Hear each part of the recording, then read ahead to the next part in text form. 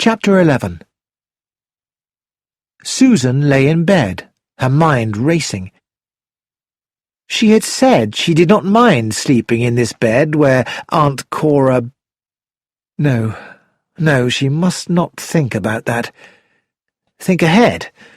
Her future and Greg's. The building in Cardigan Street. It was just what they wanted. They could have the beauty salon on the ground floor and live in a lovely flat upstairs. And there was a room out at the back for a laboratory for Greg. And Greg would get calm and well again. There would be no more of those huge angers, of those times when he looked at her without seeming to know who she was.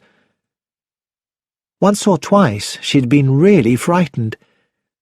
And it would have happened again if Uncle Richard hadn't died just when he did. Uncle Richard had nothing to live for, so his death was a good thing, really. If only she could sleep. She always felt so safe in town, surrounded by people, never alone. Whereas here— Why did she feel that there was someone in this room? Someone close beside her? Surely that was a groan. Someone in pain. Someone dying. Oh, I mustn't imagine things. I mustn't. Susan whispered to herself. There it was again. Someone groaning in great pain.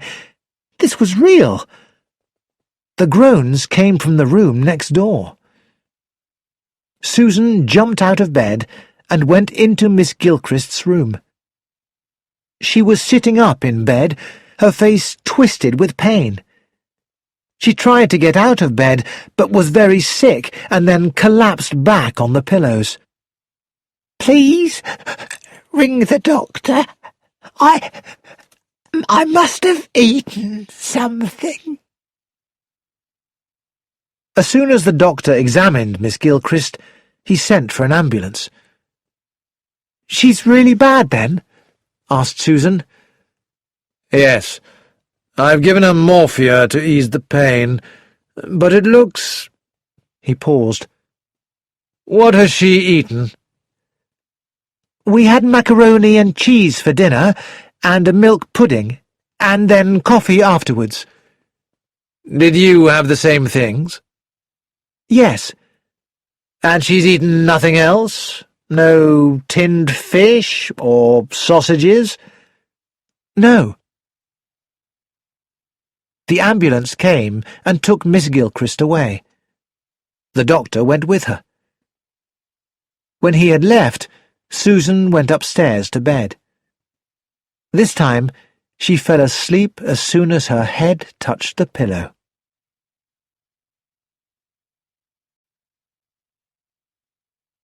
A large number of people came to Cora Lansquenet's funeral.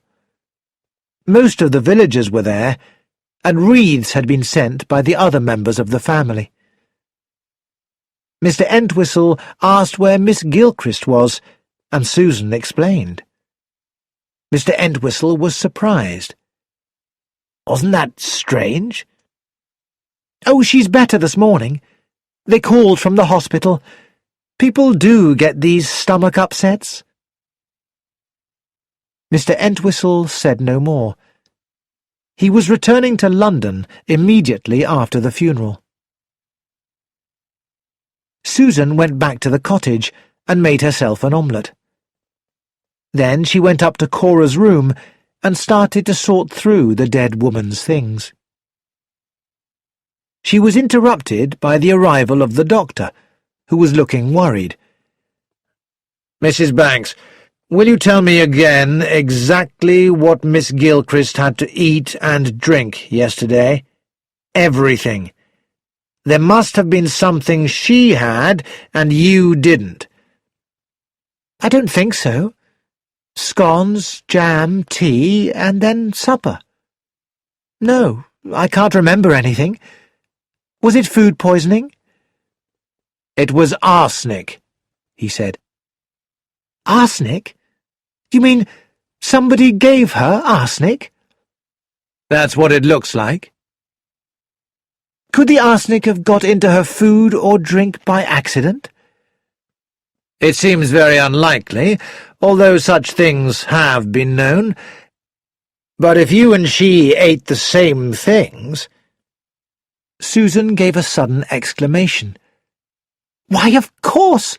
The wedding cake! I didn't have any of that, though she offered me some. Susan explained about the cake that had arrived. Strange. And you say she wasn't sure who sent it? Is there any of it left? Or is the box it came in still here somewhere? I don't know. They found the white box in the kitchen, with a few very small pieces of cake still in it. I'll take this, the doctor said. Do you have any idea where the wrapping paper it came in might be? They looked, but they did not find it. You won't be leaving here just yet, Mrs. Banks? His voice was friendly, but it made Susan feel a little uncomfortable. No, I will be here for a few days. Good. You understand the police will probably want to ask some questions. You don't know of anyone who, well, might have wanted to hurt Miss Gilchrist? Susan shook her head. I don't really know much about her. She was with my aunt for some years. That's all I know. Right. Well, I must go now. The cottage felt hot and uncomfortable, and when he had gone, Susan left the front door wide open, and she went slowly upstairs to continue going through Aunt Cora's belongings. There was a box full of old photographs and drawing books. Susan put them to one side, sorted all the papers she had found, and began to go through them. About a quarter way through, she came to a letter. She read it twice, and was still staring at it when a voice behind her made her give a cry of fear. "And what have you got hold of there, Susan?" "Oh, hello. What's the matter?" "George, how you frightened me." Her cousin smiled at her. "So it seems." "How did you get here?" "Well, the front door was open, so I walked in. There was nobody about on the ground floor, so I came up here. If you mean, how did I get to this part of the world, I decided this morning to come to the funeral, but the car broke down, then seemed to start working again.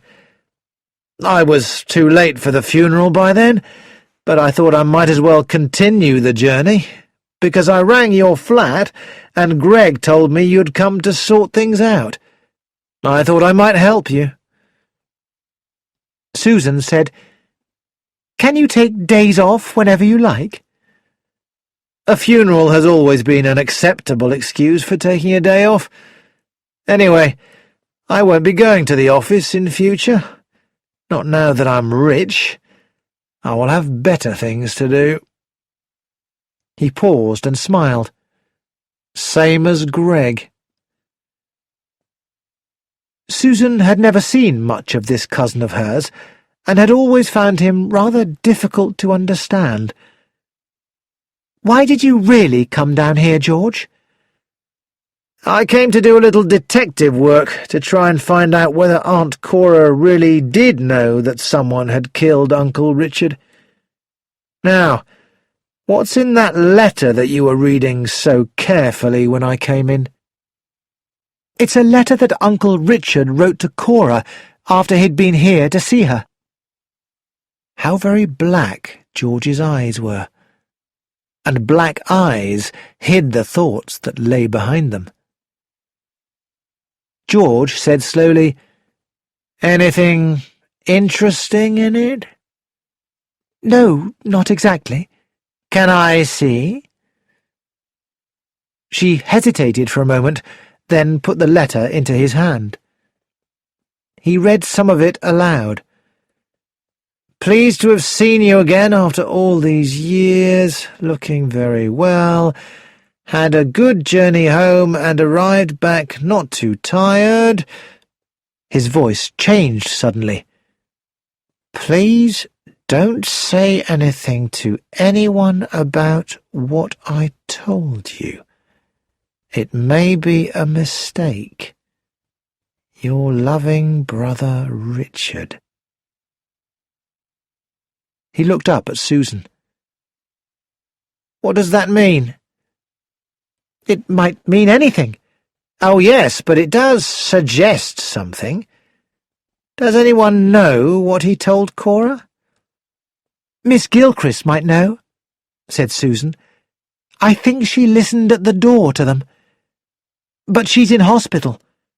She's got arsenic poisoning." "You don't mean it?" George exclaimed. "I do. Someone sent her some poisoned wedding cake." George whistled. "It looks," he said, "as though Uncle Richard was not mistaken when he talked about being poisoned himself." The following morning, Inspector Morton called at the cottage. "Arsenic was found in the small pieces of wedding cake that Dr. Proctor took from here. Miss Gilchrist keeps saying that nobody would do such a thing. But somebody did. You don't know anything that might help us, Mrs. Banks?" Susan shook her head. "Well, young Andrews, the driver of the post van, doesn't remember delivering the parcel with the wedding cake in it. He can't be sure, though, so there's a doubt about it." "But what's the alternative?" "The alternative, Mrs. Banks, is that an old piece of brown paper was used to wrap the parcel that already had Miss Gilchrist's name and address on it, and a used postage stamp. That package was then pushed through the letterbox, or put inside the door by hand, to make her think that it had come by post. It's a clever idea to choose wedding cake. Lonely, middle-aged women are sentimental about wedding cake, because they are so pleased to have been remembered by the young couple." "Was there enough poison in it to kill?" "That depends on whether Miss Gilchrist ate all of it. She thinks that she didn't, so I'd like to go upstairs, if you don't mind, Mrs. Banks." "Of course." She followed him up to Miss Gilchrist's room and said, "I'm afraid it's in a terrible state. I didn't have time to clean up before the funeral, and then, after Dr. Proctor came, I thought perhaps I ought to leave it as it was." "That was very intelligent of you, Mrs. Banks." He went to the bed and lifted the pillow. "There you are," he said, smiling. A piece of wedding cake lay on the sheet. "How extraordinary," said Susan. "Oh, no, it's not.